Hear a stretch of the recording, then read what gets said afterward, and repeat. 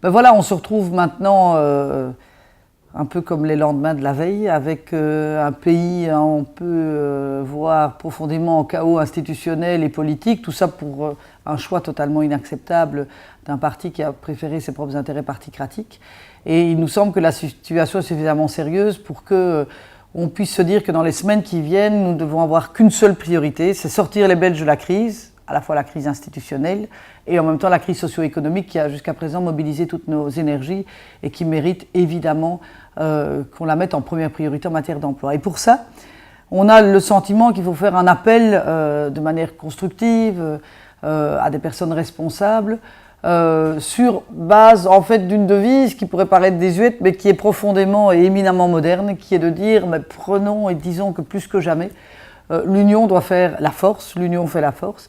parce qu'un vrai projet mobilisateur pour sortir la Belgique de sa situation,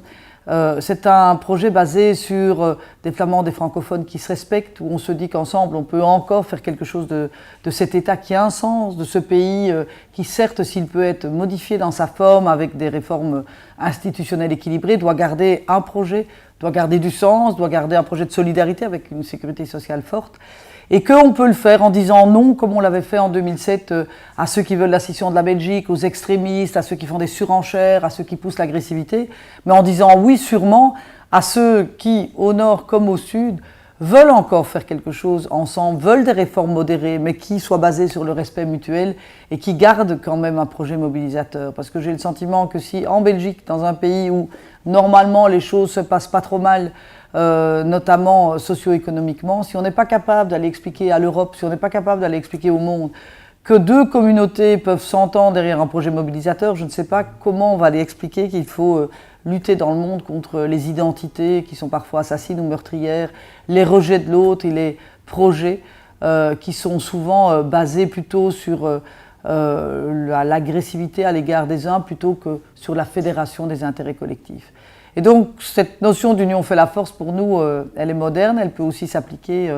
sur le sens de la réhabilitation de l'intérêt général, sur la réhabilitation de la solidarité, du lien interpersonnel, de la relation humaine, du respect de la diversité dans notre société aussi, des personnes d'origine étrangère qui sont également belges, qui ont le droit d'être traitées comme tout le monde également. C'est aussi un appel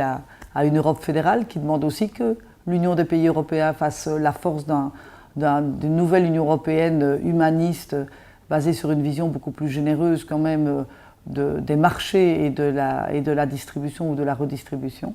Ça s'applique aussi à l'importance de politiques sociales fortes, de générosité et de non-discrimination à l'égard des personnes. Voilà un petit peu l'appel, un peu solennel, sérieux, mais aussi optimiste que nous vous lançons aujourd'hui parce que je pense qu'il faut un tout petit peu